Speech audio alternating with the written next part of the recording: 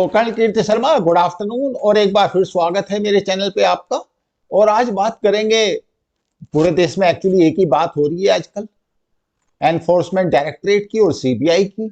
और ऑपोजिशन वाले ये कह रहे हैं कि भाई गवर्नमेंट ने ये दो टूल निकाले हैं, उसमें सुप्रीम कोर्ट भी उनको सपोर्ट कर रहा है और बेसिकली ऑपोजिशन को हरास करने के लिए और अपनी पॉलिटिकल पावर को कंसोलिडेट करने के लिए।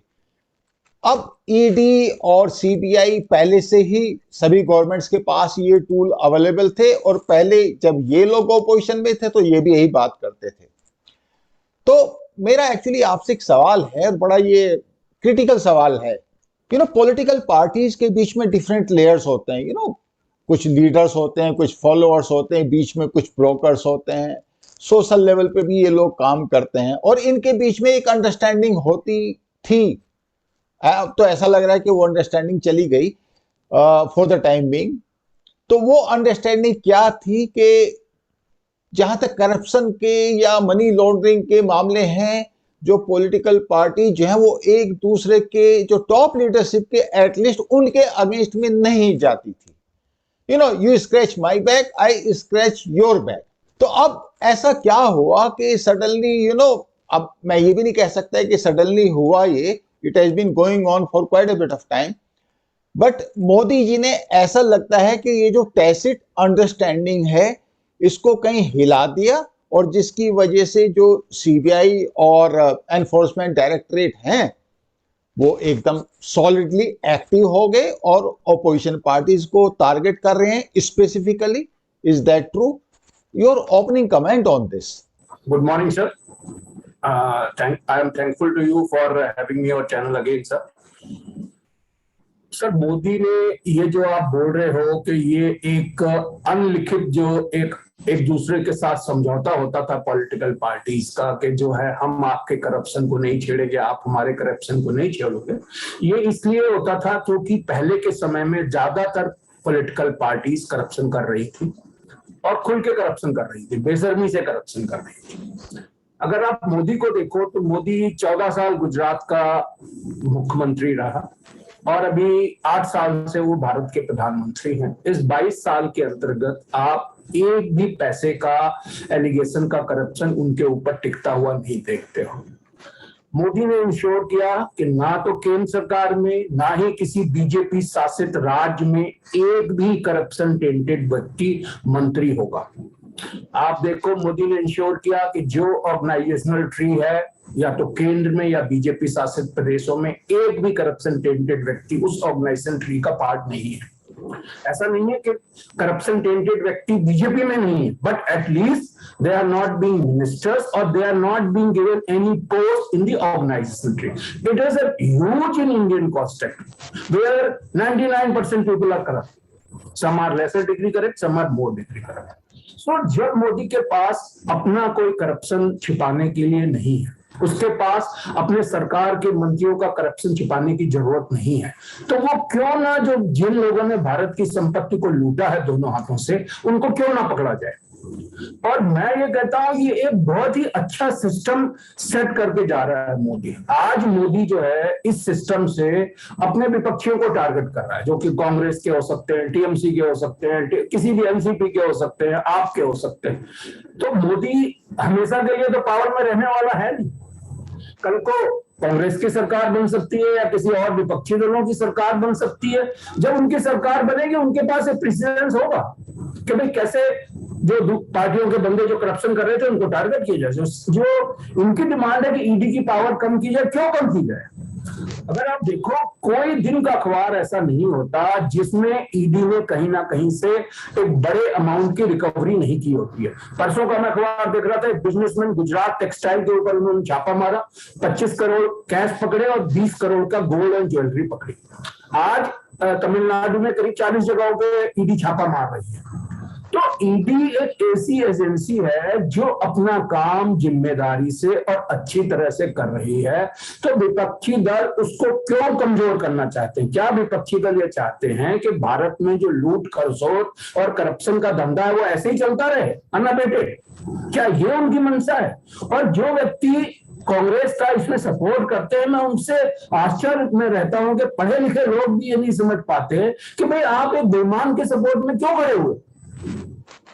आज जो कांग्रेस ड्रामा कर रही है, अगर आप देखो तो जो नेशनल हेराल्ड का केस है, ये ओपन एंड सेट केस है करप्शन का, जिसमें 5 लाख रुपए लगाकर एक यंग इंडिया कंपनी खोली गई और 5 करोड़ की संपत्ति को उसमें हथिया लिया गया। भारत सरकार से बहुत ही सस्ती कीमतों पे पूरे देश में कई जगहों पे ज्यादा जमीन ली गई, पर उस जमीन पर आज क्या हो रहा है, उस पर मल्टीप्लेक्सेस खड़े हुए हैं, जिनमें की दुकानें चल रही हैं, जिनमें की पासपोर्ट ऑफिस चल रहे हैं। आज कल की मैं एक न्यूज पढ़ रहा था कि लखनऊ के केसर बाग में एक नेहरू मंजिल है, जो कि नेशनल हेराल्ड के अंतर्गत आता है। इसमें 207 दुकानें, और जब वहां पे छापा मारा ईडी ने, तो सब दुकानें किसी ना किसी के कब्जे में मिली, जो कि ताला लगा है या खुली है। लेकिन जो उसको चला रहा है उसका कहना है कि केवल 2 दुकानें किराया देती, बाकी सब किराया नहीं आता। मतलब क्या है कि 205 का किराया सिर्फ खाली उसमें जमा हो रहा है, जिसकी तो कोई रिकॉर्ड नहीं बन रहा है। केवल 2 दुकानों का, 207 दुकानों में केवल 2 दुकानों का किराया ऑफिशियल तौर पे जमा हो रहा है। 205 दुकानों का किराया जो है वो ब्लैक फंड में जा रहा है। किसके ब्लैक फंड में जा रहा है? गांधी इसके ब्लैक फंड में जा रहा है, because they are the one who control it. तो क्यों नहीं उनको पकड़ा जाए, क्यों नहीं इस देश की इस चोरी को रोका जाए, मेरा ये सवाल। कर्नल कीर्ति, ये बात तो आपकी सही है, जो भी आपने बताई ये फैक्चुअल बात है, लेकिन इसमें एक बड़ा फैक्ट है, और वो फैक्ट क्या है कि देखो, बीजेपी के अंदर भी एक ऐसा वर्ग है जो किसी न किसी तरीके से पॉलिटिकल करप्शन में या तो इन्वॉल्व है या इन्वॉल्व होना चाहता है, और ऑब्वियसली उनकी लाइफ फिर मिजरेबल हो रखी है मोदी और योगी के या बाकी लोगों के अंडर। नाउ ये जो पर्टिकुलर ग्रुप है, एंड मीडिया में ये सब बातें आती हैं, ऐसा तो है नहीं कि आजकल कुछ छुपा हुआ है, उसमें इनफैक्ट मिनिस्टर्स के नाम तक आ जाते हैं। It is very simple. तो मेरा पॉइंट ये है कि ये जो वर्ग है और बाकी पार्टीज के जो पॉलिटिकली करप्ट लोग हैं और वैसे लोग करप्शन में जो इन्वॉल्व हैं, इन लोगों का एक वेस्टेड इंटरेस्ट डेवलप हो जाएगा, और वो हो रहा है। तो मेरा पॉइंट ये है, ये लोग इस कैपेबिलिटी में, इस नंबर में और इस इंटेंशन में हो सकते हैं कि पूरे देश के अंदर जिस हिसाब से ईडी के और सीबीआई के छापे चल रहे हैं, कि पूरे कंट्री के अंदर ये लॉ एंड ऑर्डर का प्रॉब्लम क्रिएट कर सकते हैं। तो do you think Modi is prepared for that, और बीजेपी फॉर दैट मैटर, और गवर्नमेंट और द मशीनरी इज प्रिपेयर्ड के ये सब लोग उनके अगेंस्ट में होके एक ऐसे इश्यूज क्रिएट कर सकते हैं जिनका सॉल्यूशन मोदी के पास ना हो, एटलीस्ट इमीडिएट सॉल्यूशन नहीं होगा। For example law and order का ही आप ले लो, अब जैसे कांग्रेस कर रही है या बाकी पार्टीज कर रही हैं, या फिर जैसे Mamata Banerjee is capable to do that, या फिर तमिलनाडु में आप ले लो, जितने भी स्टेट गवर्नमेंट्स हैं, they are capable to create those problems in a solid way against Modi. तो आई होप मोदी रियलाइजेस कि हाँ भाई, जो ब्यूरोक्रेसी है वो इतनी स्ट्रॉन्ग या रेजिलियंट होनी चाहिए कि जो भी गवर्नमेंट करे सही डिसीजन ले और वो विद स्टैंड कर सके। कहीं ऐसा ना हो मोदी जी ही इस चक्कर में या देश ही टर्मोइल में आ जाए।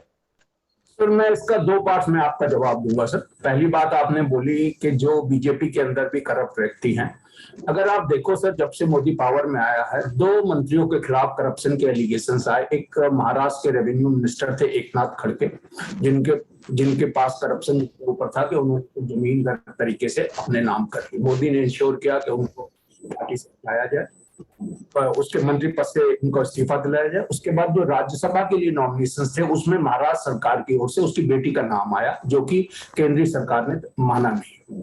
अल्टीमेटली अब एकनाथ खड़गे जो है एनसीपी में जाके शामिल हो गए। तो मोदी ने इंश्योर किया कि ना तो एकनाथ खड़गे ना ही उनके परिवार का कोई व्यक्ति को एक कोई पद मिलेगा। ये एक मोदी का काम करने का। इसी तरह से कर्नाटका में एक मंत्री थे ईश्वरप्पा, जिनका की नाम एक करप्शन स्कैम में आया। वो रिजाइन नहीं करना चाहते थे, लेकिन मोदी ने इंश्योर किया कि वो रिजाइन करे। हालांकि अभी कुछ दिनों पहले न्यूज आई कि जो जांच हुई उसमें वो गलत नहीं पाए गए। तो ये तो एक उसको करप्शन से डील करने का तरीका है मोदी का। मैं ये आपकी बात मानता हूं कि भारत के बहुत सारे ऐसे लोग हैं जो कि दूसरी पार्टियों से आए हुए हैं और जिनके ऊपर करप्शन का एलिगेशन हमें रहा है। और हो सकता है जो ईडी या और एजेंसी है उसके ऊपर इतनी तेजी से काम ना कर रही है। बट जहां पर एक व्यक्ति खुद बेईमान नहीं है, अपने नीचे बंदियों को बेईमानी नहीं करने दे रहा, तो क्या वो क्या करे कि अपनी पार्टियों के लोगों को भाई नहीं कर रहा, मान लो चलो मैं ये गलती मानता हूं कि मोदी की हो सकता है ईडी उनके ऊपर इतनी सख्ती से काम नहीं कर रही, बट वो पूरे देश की बेईमानी हटा रहा है, तो चलो भाई कल को जब आप पावर में आओगे आप उनके ऊपर काम कर लेना, कि कौन रोक रहा है आपको, कल को ईडी आपके नीचे आएगा उनके ऊपर काम कर लेना। दूसरी बात जो आपने बोला कि लॉ एंड ऑर्डर की सिचुएशन, अगर आप देखो तो भारत की जो भी गवर्नेंस है वो मोदी के टाइम में काफी सख्त हो रखी है। जब से राहुल गांधी की क्वेश्चनिंग हो या सोनिया गांधी की क्वेश्चनिंग, आप देखो दिल्ली में कितना हड़दंग मचाने की कोशिश की गई, बट ऐसा नहीं कि वो कहीं मचा पाए, कोई सक्सेसफुल हो पाए। तरीके से तमिलनाडु में किया जाए, आज की जनता बहुत समझदार हो गई है, वो सब समझती है कि जो आप दिखावा कर रहे हो सत्याग्रह का, हर एक देश की जो सोशल मीडिया है उसने इस जानकारी को हर एक गांव हर एक कस्बे में पहुंचा दिया है कि भाई नेशनल हेराल्ड का केस क्या है, या कहां पर आपने घपला किया, कहां पर आपने क्या किया, और मोदी घपला नहीं कर रहा, देश के लिए क्या काम कर रहा है, ये चीज आजकल हर गांव हर कस्बे में पहुंचती है। यही वजह है कि मोदी को वोट मिल रहा है, और यही वजह है कि जो कांग्रेस ये सब जो नौटंकी कर रही है या कोई और विपक्ष, इसको पब्लिक का सपोर्ट नहीं है। गलत काम करने वालों को हम बोले कि इसको मत पकड़ो, कोई टेररिस्ट है उसको बोलो जी इसको मत मारो, क्या हम ऐसा होने दे सकते हैं इस देश के साथ? अब आप मुझे बताएं बिल्कुल क्लियर, कई बार मीडिया में भी ये पॉइंट आता है कि मोदी बड़ा सेलेक्टिव है। अब सेलेक्टिव क्यों है, कैसे है? इन द सेंस जैसे गांधी फैमिली को उन्होंने अच्छी तरह टारगेट किया हुआ है, that is what people say. I don't agree with that, but the point is social media में तो कोई कुछ भी कह सकता है कि गांधी परिवार को स्पेसिफिकली टारगेट किया हुआ है, और बाकी ऐसे लोग ऑपोजिशन में हैं जो करप्ट हैं और मोदी को पता है और उनके अगेंस्ट में कोई एक्शन नहीं ले रहा, और ये एक जानबूझ के है, it is in a pre planned way, जिससे मोदी अपनी जो पॉलिटिकल पावर है उसको स्ट्रॉन्ग कर रहा है और उनकी पॉलिटिकल पावर को कमजोर कर रहा है, गांधी जी की स्पेशली। सर, गांधी जो परिवार है, जब से देश आजाद हुआ है देश के ऊपर थोड़े बहुत समय को छोड़ के उनका कब्जा रहा है, और अगर आप देखो तो हर एक गांधी परिवार के सदस्य ने इस देश को भरपूर लूटा है और लूट लूट के अपने घर भरे हुए, अपने खजाने भर रखे हैं। उनके आप दामाद को देख लो, उनके बेटे को देख लो, 100 किस्से मैं आपको बता सकता हूं कि जो न्यूज में है कि करप्शन के ओपन एंड शट केसेस उनके खिलाफ है। लेकिन मैं इस बात से सहमत नहीं हूं कि मोदी सिर्फ गांधी परिवार को टारगेट कर रहा है। अगर आप देखो तो मुंबई में अनिल देशमुख और नवाब मलिक जेल में है, जो कि एनसीपी के लीडर्स हैं। अगर आप देखो तो संजय राउत अभी जेल में है, गिरफ्तारी हो रखी है, जो कि शिवसेना के सदस्य। अगर आप देखो सत्येंद्र जैन जो है वो आप पार्टी के सदस्य हैं। अगर आप देखो तो पार्थ चटर्जी टीएमसी के सदस्य हैं। तो ये तो इस बात पे डिपेंड करता है कि किस बंदे के खिलाफ सबूत मिल जाएं, और जिसके खिलाफ सबूत मिल रहे हैं उसके खिलाफ ईडी कार्रवाई कर रही है। अब हो सकता है कि कुछ करप्ट लोग बचे हों, बट ऐसा नहीं है कि कोई स्पेसिफिक बंदा मोदी ने सिर्फ इसलिए छोड़ रखा है कि वो उससे दोस्ती है। शरद पवार के भतीजे हैं अजीत पवार, उनके खिलाफ ईडी ने कार्रवाई कर रखी है, उनकी पूरी जो है मिले कई सारी प्रॉपर्टी जब्त कर ली। तो जहां पर भी मौका लगेगा वो टारगेट होगा और अटैक होगा।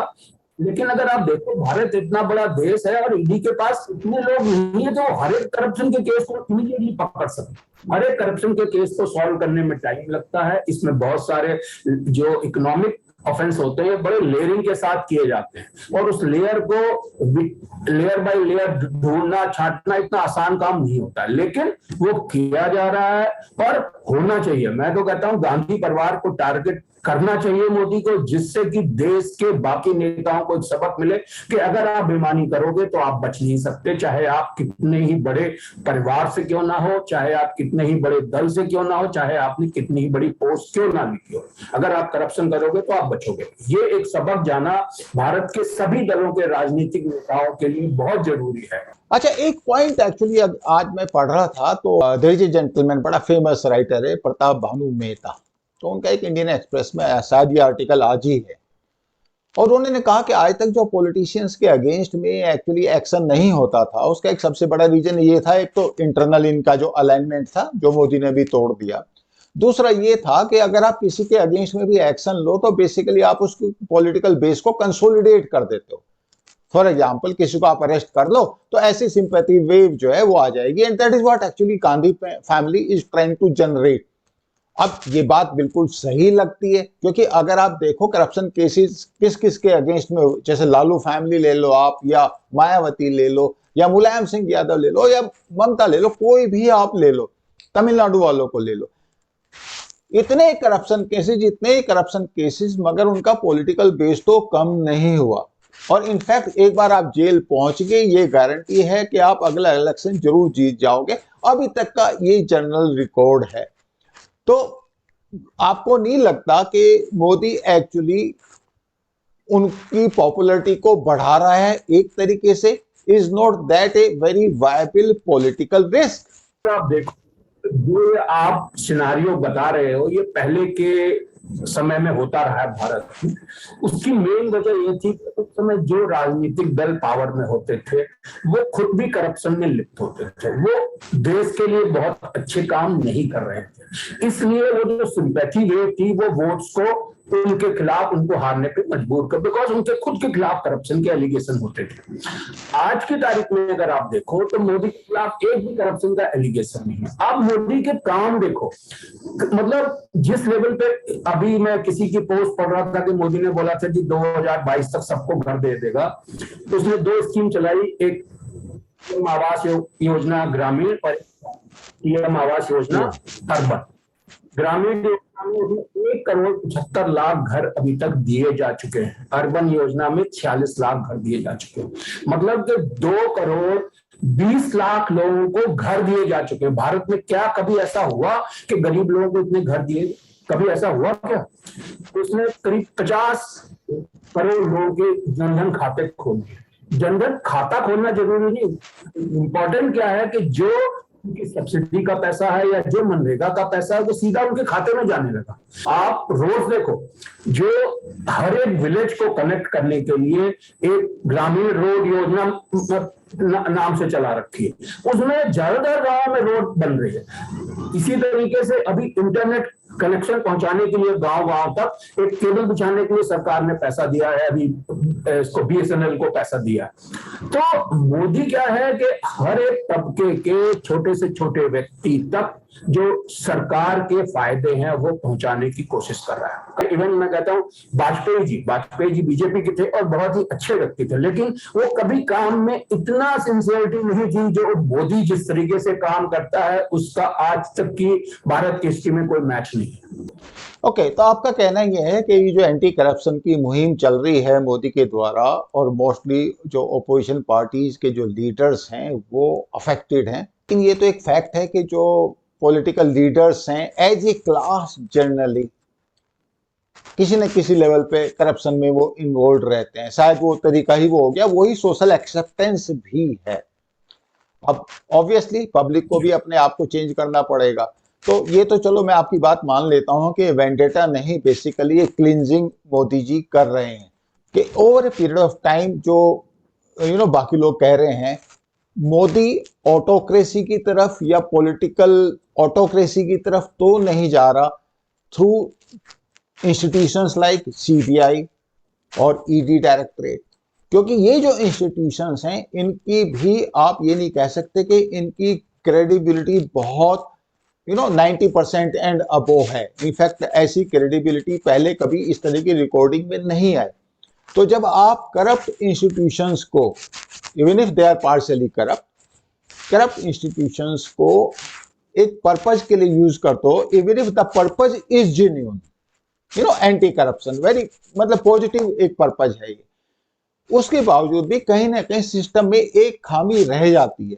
उनका खुद की एक ऑटोक्रेसी और ब्यूरोक्रेसी डेवलप हो जाती है, और साथ में जो लीडर है उसके भी ऑटोक्रेट बनने के चांसेस बढ़ जाते हैं। How do you react to that?